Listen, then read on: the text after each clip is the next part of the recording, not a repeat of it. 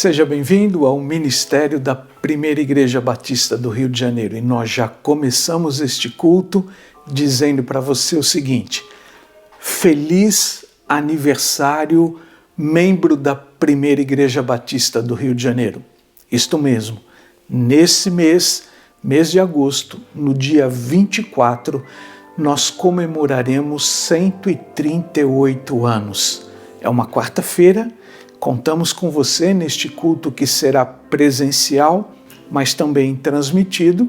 Se você, convidado, visitante ou até mesmo membro da igreja, não puder estar conosco nesta quarta-feira, 24 de agosto, você pode acessar este site e participar deste culto de gratidão, de celebração a Deus por mais um ano de vida que o Senhor está dando a esta igreja. É muito bom receber você lá no dia 24, mas também será muito bom receber você durante as programações deste mês. No site de nossa igreja, no informativo semanal, você pode encontrar todas estas informações e participar destes eventos. Por exemplo, já no próximo sábado, dia 13, de 9 ao meio-dia, nós teremos um encontro de oração, um grande encontro de oração, e o motivo deste encontro é entendermos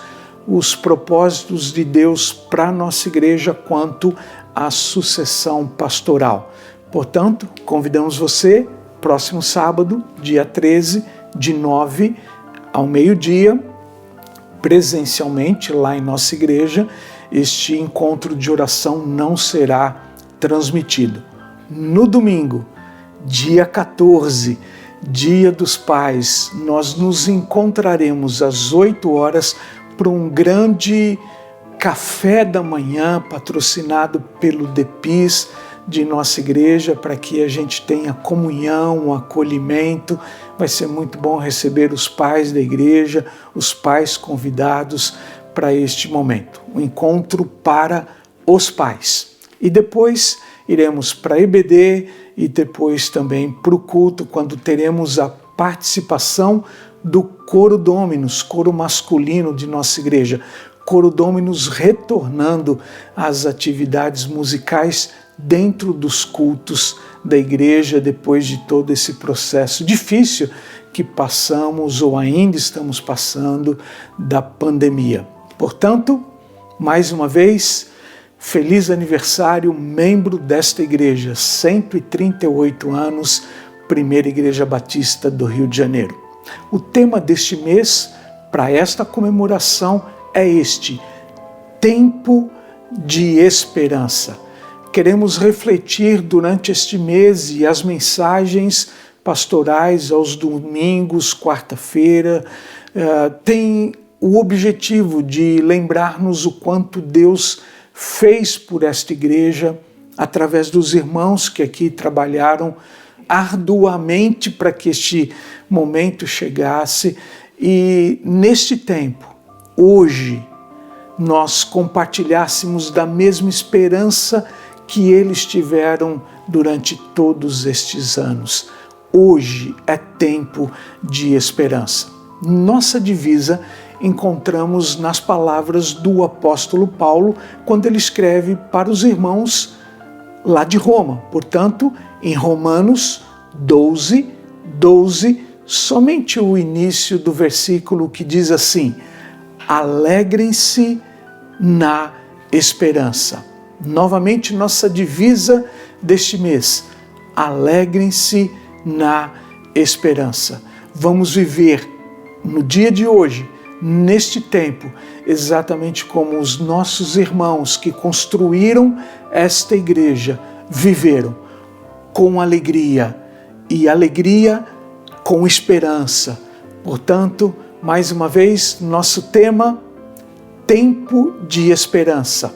Nossa divisa: alegrem-se na esperança. Romanos 12. Tenha um mês de agosto abençoado com a Primeira Igreja Batista do Rio de Janeiro. E para terminar, frisamos mais uma vez, já reserve a data do dia 24 de agosto, quarta-feira. Vamos estar em oração toda tarde e depois à noite nós teremos o nosso grande culto de celebração às 19h30, culto presencial lá no Santuário da Primeira Igreja Batista e também aqui, aí onde você está, através do culto online. O pecado interrompe a nossa comunhão com Deus, avisa-nos o profeta Isaías no capítulo 59, verso 2. Mas as vossas maldades fazem separação entre vós e o vosso Deus, e os vossos pecados esconderam o seu rosto de vós, de modo que não vos ouve. O povo de Deus se encontrava em pecado. Várias transgressões faziam parte do cotidiano da vida, sem que disso houvesse reconhecimento e arrependimento. A percepção espiritual estava tão embotada que nem mesmo a ausência da resposta de Deus às orações que faziam os levou a examinarem o modo como estavam vivendo. Era o momento do profeta de Deus entrar em ação. Antes que pensassem que Deus não era capaz de socorrê-los em suas necessidades, o Senhor enviou Isaías com a mensagem de confronto. As vossas transgressões esconderam o rosto do Senhor de vós, de modo que não vos ouve. O pecado é uma barreira que se interpõe à comunhão do homem com Deus e impede que a sua bondade se manifeste. Santo que é, o Senhor não se comunica com o pecado. Contudo, Deus não mudou a sua disposição de abençoar os seus filhos. Assim é que o mesmo profeta que denunciou o pecado foi também enviado com a mensagem de ânimo e esperança aos que se afastassem da transgressão. Havia restauração para eles. Arrependimento e pedido de perdão são bem recebidos pelo Senhor. É o que faremos agora, é momento de confissão. Senhor, preciosa é para nós a comunhão contigo. Queremos agradar o teu coração e honrar o teu nome santo em todo o tempo do nosso viver. Por isso, arrependidos dos nossos erros, confessamos os nossos pecados, cada um por si, e pedimos perdão. Perdoa-nos e concede-nos a graça de uma vida contínua em tua presença. Oramos em nome de Jesus. Amém.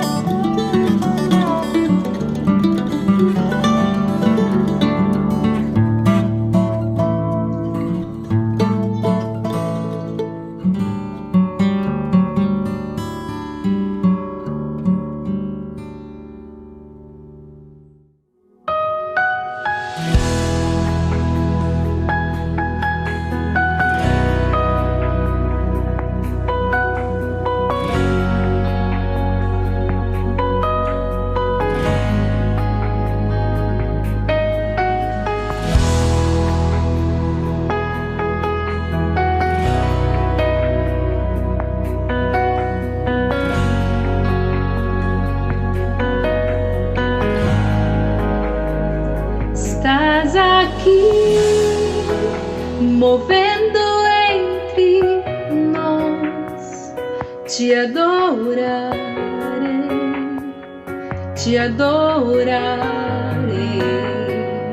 Estás aqui, mudando destinos. Te adorarei, te adorarei. Estás aqui, operando milagres. Te adorarei, te adorarei. Estás aqui, transformando nossas vidas. Te adorarei, te adorarei. Meu Deus é Deus de milagres, Deus de promessas, caminho no deserto, luz na escuridão. Meu Deus, esse é quem tu és. Meu Deus é Deus de milagres, Deus de promessas, caminho no deserto, luz na escuridão. Meu Deus, esse é quem tu és. Estás aqui, tocando corações. Te adorarei, te adorarei. Estás aqui, curando multidões. Te adorarei, te adorarei. Estás aqui, restaurando corações. Te adorarei, te adorarei. Estás aqui, transformando histórias. Te adorarei, te adorarei. Meu Deus é Deus de milagres, Deus de promessas, caminho no deserto, luz na escuridão. Meu Deus, esse é quem tu és. Meu Deus é Deus de milagres, Deus de promessas, caminho no deserto, luz na escuridão. Meu Deus, esse é quem tu és. Enxuga as lágrimas, restaura os corações. Tu és a resposta, Jesus. Enxuga as lágrimas, restaura os corações. Tu és a resposta, Jesus. Meu Deus é Deus de milagres, Deus de promessas, caminho no deserto, luz na escuridão. Meu Deus, esse é quem tu és.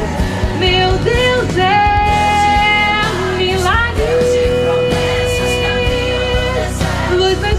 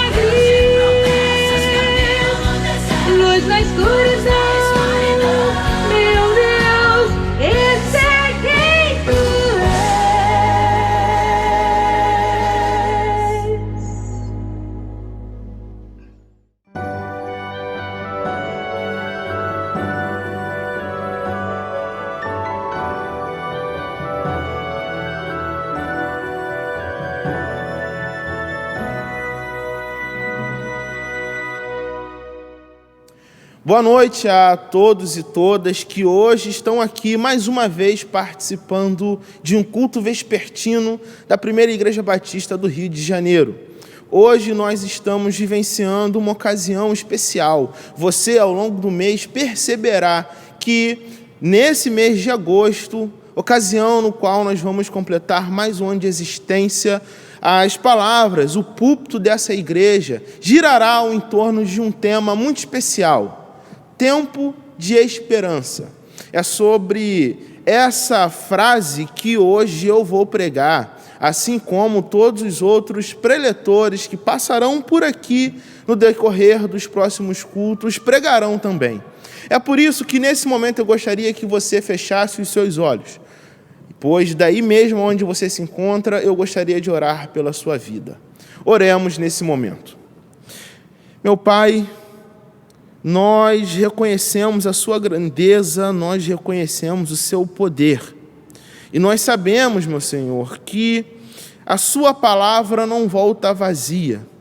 É por isso que nesse momento, antes de iniciar a palavra que o Senhor colocou no meu coração, eu gostaria de pedir a sua misericórdia, Pai, para a minha vida e para a vida daqueles que me ouvem, para que assim a sua palavra, Pai, volte cheia do seu poder e da sua glória.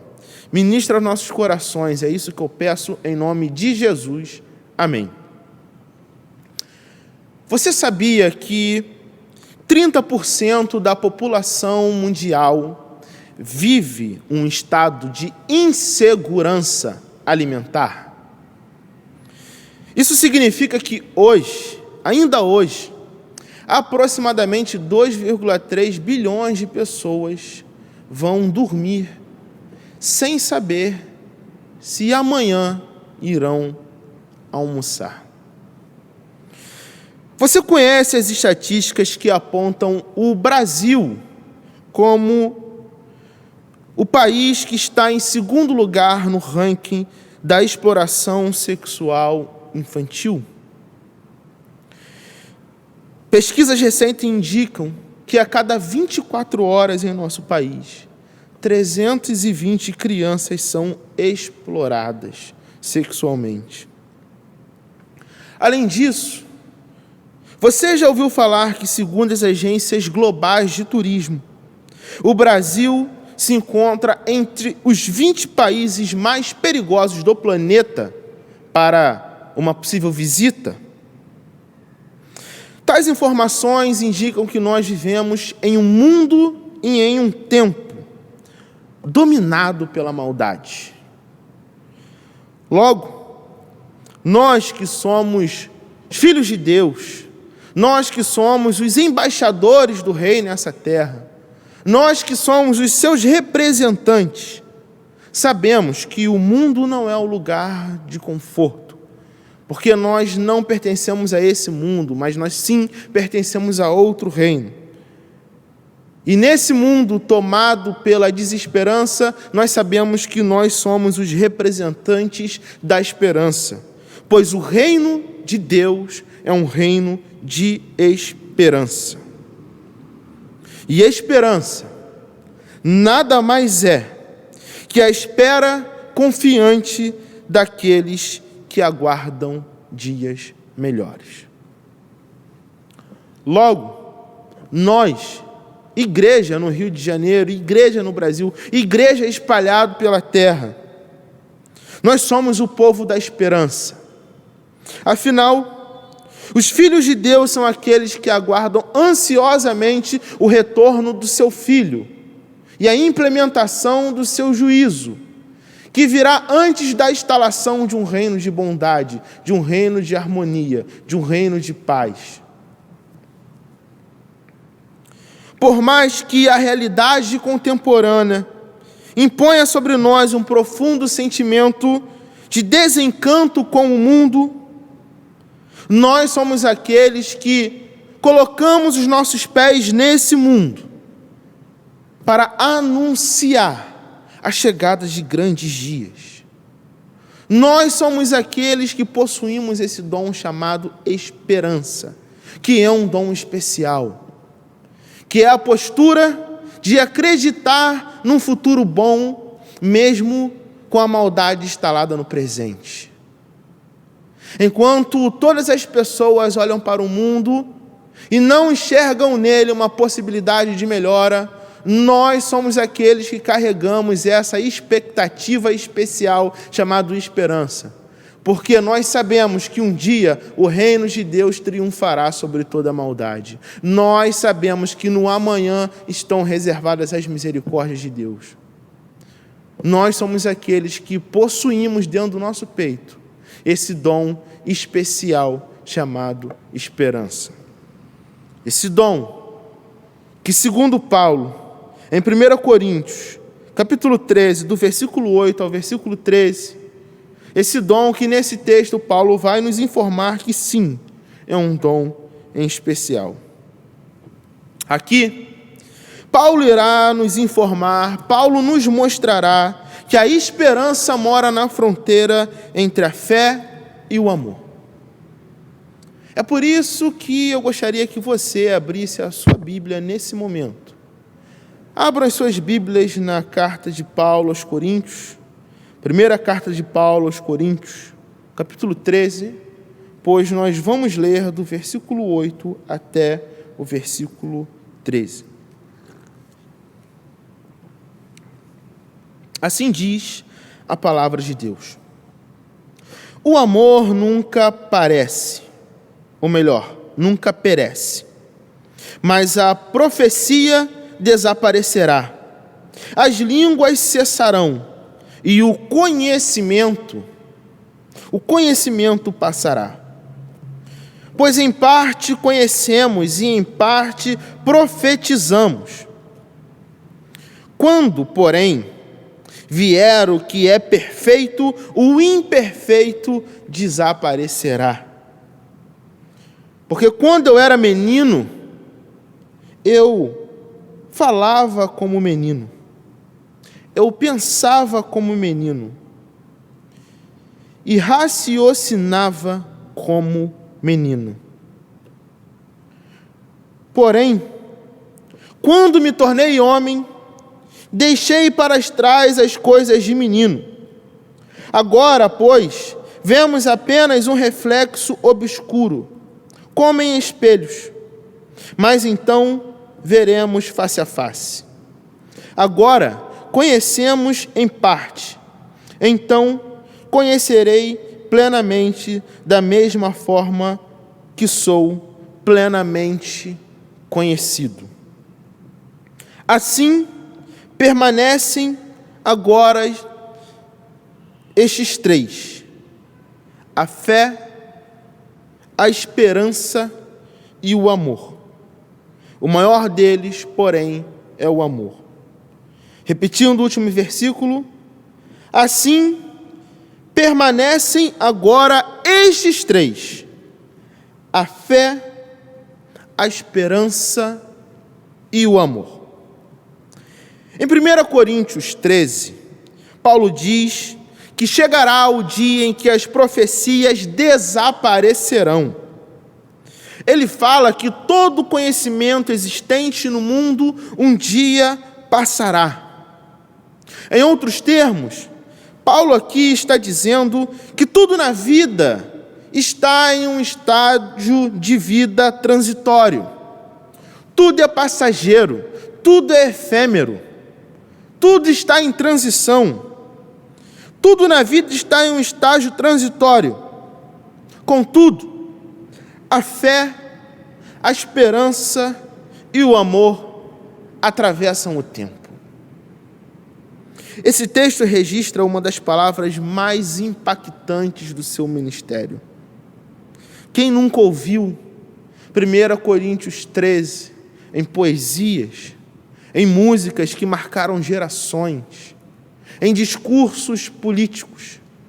Quem nunca foi inspirado por esse texto, que você pode acompanhar de melhor forma a partir do versículo 1? Quem nunca foi tocado por esse texto?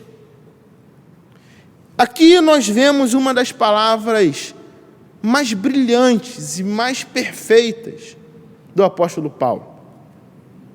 No entanto, O que hoje mais me chama a atenção é que Paulo, ele encerra esse capítulo colocando a esperança entre a fé e o amor. Algo que nós precisamos prestar atenção, porque, afinal de contas, não me parece ser uma coincidência boba. Até porque existem outros momentos, outros trechos de Paulo, que nós também podemos observar essa semelhança. Se você, por exemplo, abrir a sua primeira em 1 Tessalonicenses, capítulo 1, versículo 3, nós vamos nos deparar com as seguintes palavras: lembramos continuamente diante de nosso Deus e Pai que vocês têm demonstrado o trabalho que resulta da fé, o esforço motivado pelo amor e a perseverança proveniente da esperança do nosso Senhor Jesus Cristo. Paulo evoca fé, esperança e amor em 1 Tessalonicenses, mostrando que, de alguma forma, essas três competências estão articuladas naqueles que caminham ao lado de Jesus. Quando nós abrimos a Bíblia em outra carta, em Gálatas, capítulo 5, do versículo 5 ao versículo 6, nós nos deparamos com as seguintes palavras: pois é mediante o Espírito que nós guardamos pela fé a justiça, que é a nossa esperança. Porque em Cristo Jesus, nem circuncisão, nem incircuncisão tem efeito algum, mas sim a fé que atua pelo amor. Em 1 Coríntios, Paulo vai colocar textualmente a fé a esperança entre a fé e entre o amor. E o que torna essa disposição textual muito interessante é que ele também vai fazer isso em sua carta aos irmãos que se encontravam em Tessalônica. E também faz isso quando está conversando com os irmãos da Galácia. De alguma maneira eu compreendo que Paulo quis demarcar a palavra esperança entre a fé e entre o amor. E a pergunta que hoje eu e você precisamos fazer é a seguinte: por que Paulo coloca a esperança entre a fé e o amor? Quais são os mistérios ocultos nessa disposição textual? O que ele está querendo falar para mim e para você? Quais são os mistérios da esperança a ponto dela morar na fronteira entre a fé e o amor? Eu acredito que Paulo colocou a palavra esperança entre a palavra fé e entre a palavra amor, porque ele sabia que em Hebreus 11:1 está escrito o seguinte, uma definição de fé magnífica. Eu acho que ele sabia que lá em Hebreus 11, capítulo 1, está escrito que a fé é a certeza daquilo que esperamos e a prova das coisas que não vemos. Nós somos o povo da esperança, porque nós temos uma fé que é a certeza daquilo que esperamos e a prova das coisas que nós não vemos. Nós somos o povo da esperança porque nós somos o povo movido pela fé. Fé em quê? Fé em quem? Fé no fato que chegará o dia em que o reino de Deus será consumado. E nesse dia não haverá mais lágrimas, porque as pessoas não chorarão mais. Não haverá mais sofrimento nem dor, porque a maldade será interrompida. Haverá paz universal, porque os homens não estarão mais disputando, porque os homens não estarão mais brigando entre si, porque a vaidade e o orgulho serão extintos. Haverá, sim, neste grande dia, o conhecimento pleno do Senhor, porque se antes, como está escrito em 1 Coríntios, nós o enxergávamos em partes, nós o enxergávamos de maneira turva, chegará o dia em que nós estaremos diante do Senhor, e diante do Senhor nós o enxergaremos face a face. Chegará o dia em que toda língua confessará que Cristo é o Senhor.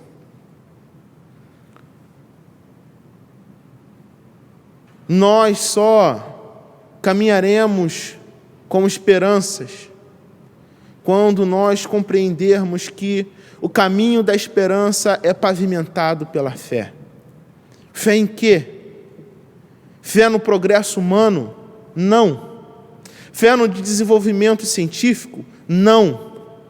Os teólogos liberais do século XIX acreditaram que pelo advento da ciência se chegaria em uma sociedade mais justa, em uma sociedade igualitária, em uma sociedade mais honesta.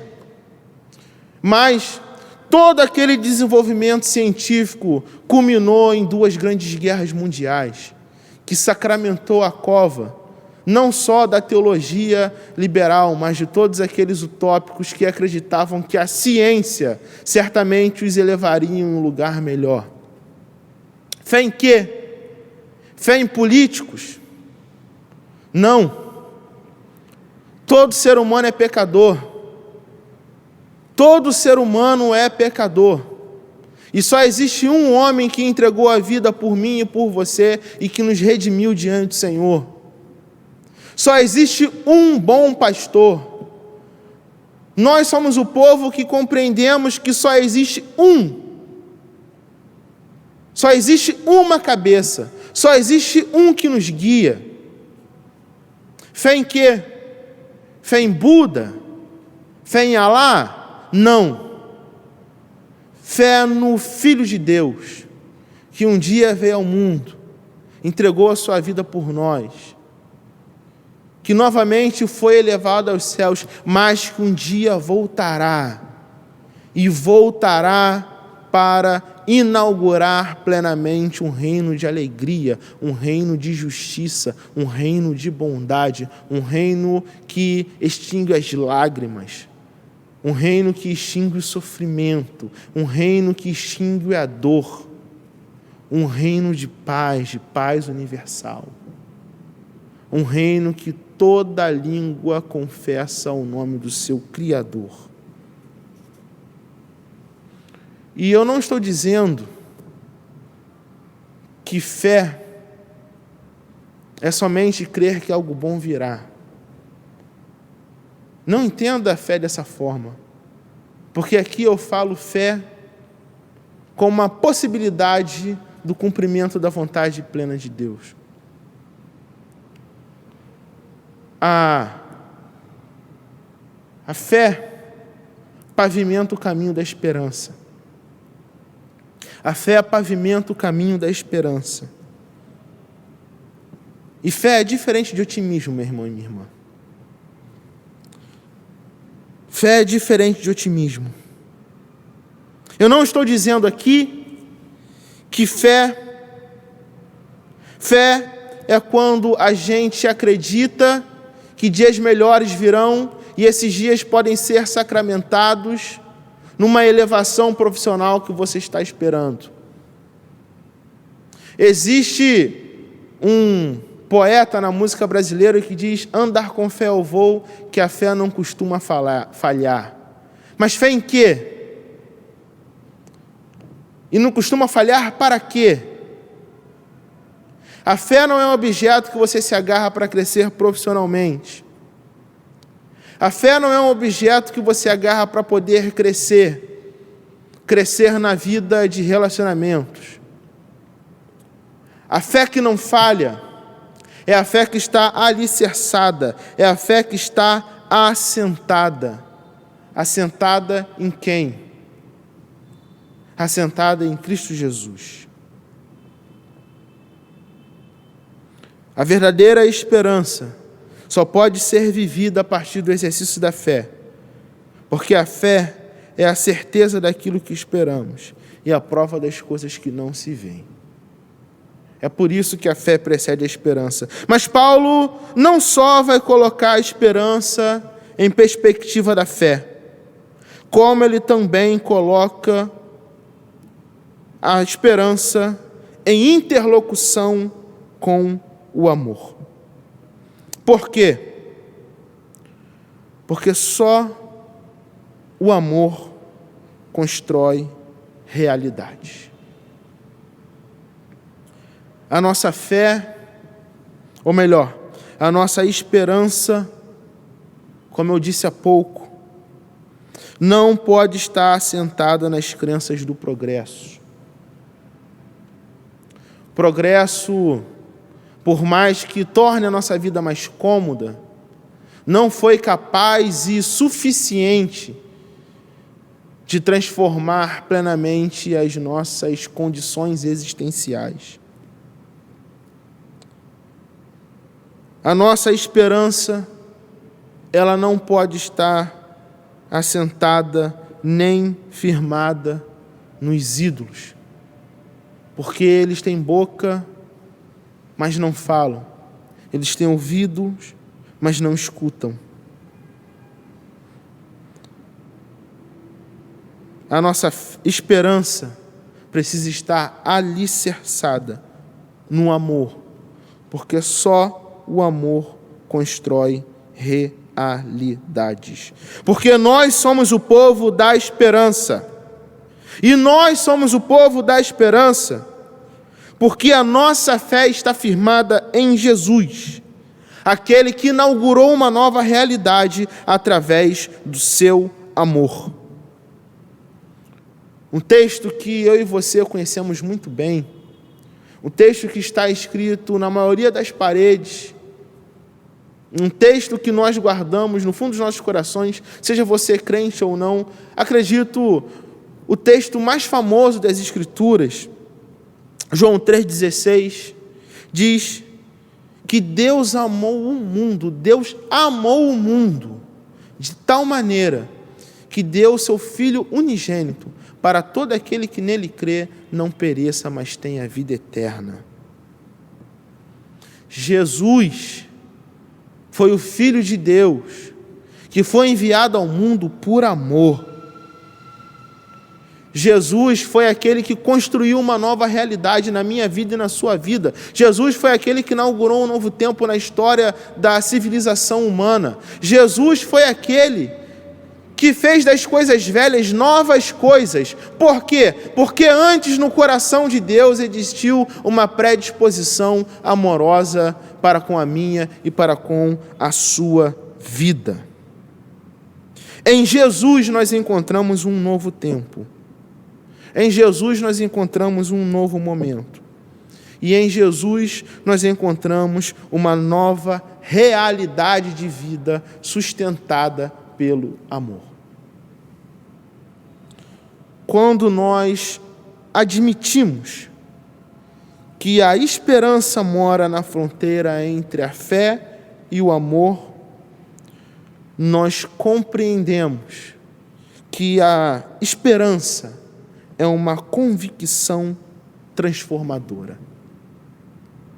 E isso é poderoso, porque a fé está no meio de uma convicção, de uma confiança. Que confiança? Que Jesus retornará e inaugurará plenamente o seu reinado. E assim como a fé nos faz confiar nesse tempo de plenitude, assim como a fé está em interlocução com a nossa esperança também depende do amor. Que amor? Amor que um dia habitou no coração de Deus e que entregou seu Filho para nos salvar. É por isso que Paulo aqui vai dizer: permaneça no caminho da fé, no caminho da esperança e no caminho do amor. Permaneçam no caminho da fé, no caminho da esperança e no caminho do amor. E no que se distingue a esperança que Paulo está falando da esperança que convencionalmente nós dizemos ter em nosso dia a dia? Porque muitas vezes nós falamos de esperança como se a esperança fosse uma mera reprodução do nosso otimismo. Mas a esperança que nós devemos permanecer é uma esperança que confia que um dia chegará tempos melhores porque existe uma promessa. E uma esperança que está assentada no amor, porque esse cumprimento da promessa se estabelece na operação do amor. E isso é poderoso mesmo, meus irmãos, porque isso muda plenamente a maneira no qual nós enxergamos a nossa esperança. Eu sempre ouvi que esperança tinha algo a ver com uma espera passiva. Nós estamos aqui esperando dias melhores. Nós permanecemos sentados e torcemos pela chegada desses dias melhores. Mas agora que nós compreendemos que a verdadeira esperança está atrelada à fé, à confiança que um dia o reino de Deus se estabelecerá e ao amor, essa competência que constrói realidades, nós sabemos que a verdadeira esperança não é uma espera passiva, mas sim uma ação ativa, mas sim uma competência que constrói novos horizontes. Foi seguindo esse raciocínio que um filósofo brasileiro disse que melhor seria falar de esperança usando o verbo esperançar. Porque quando nós esperançamos, nós não ficamos sentados nas nossas cadeiras esperando que as coisas se resolvam, mas movidos por aquilo que nós acreditamos e consciente no caminho do amor que está estendido diante de nós, esperançosos nós nos levantamos para a construção de realidades. Porque a nossa esperança mora na fronteira da fé, a nossa esperança está sentada nas nossas convicções, mas a nossa esperança também mora na fronteira do amor. Esse caminho que nós perpassamos lavando os pés uns dos outros, esse caminho que nos tira do lugar de onde nós estamos. Agora, após falar isso tudo, talvez você esteja se perguntando: tá bom, Ramon, mas o que esse novo conceito de fé implica na minha vida? Por que compreender que a fé que Paulo está levantando aqui, ou melhor, que a esperança que Paulo está levantando aqui, está em interlocução com a fé e com o amor? Quais são as implicações disso na minha vida? O que isso tem a ver comigo? E eu posso te explicar facilmente o que isso tem a ver contigo. Nosso mundo está imerso a um profundo sentimento de desencanto. As pessoas vivem desesperançosas. E a maioria das pessoas que dizem ter esperança no mundo melhor, na verdade, tem otimismo em um mundo melhor. Mas o otimismo não nos basta. Hoje nós precisamos dos profetas da esperança. Hoje nós precisamos daqueles profetas que vão esperançar. Aqueles profetas que, movidos pela sua fé, irão pavimentar, movidos pelo amor, um caminho de transformação da vida daqueles que estão te ouvindo. Isso significa que quando você estiver na sua casa, diante do seu filho que está adoecido pela depressão, ou que está aprisionado pelas grades das suas ansiedades, você é alguém chamado por Deus para esperançar em sua vida. Você é alguém que precisa exercitar a sua esperança. Você é alguém que precisa olhar para Ele e se colocar como um profeta de transformação mediante a fé que você tem em Cristo e mediante o amor que um dia Ele destinou para a sua vida. Isso significa, meu irmão e minha irmã, que quando você estiver em seu trabalho e quando você se deparar com as relações trabalhistas injustas, ou quando você se deparar com as realidades múltiplas ali, realidades de maldades múltiplas que podem se instalar ali, você é aquele levantado por Deus para exercitar a esperança.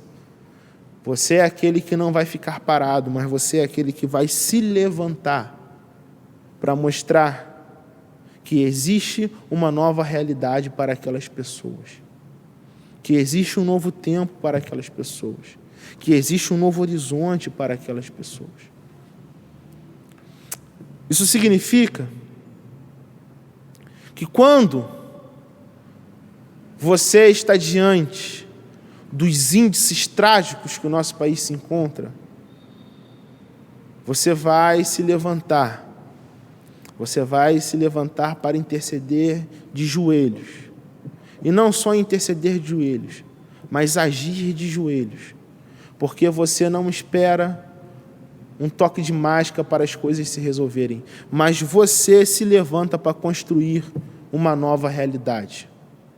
Uma realidade movida pela fé que você tem em Jesus. E uma realidade movida também pelo amor que um dia te alcançou. Fé, esperança e amor.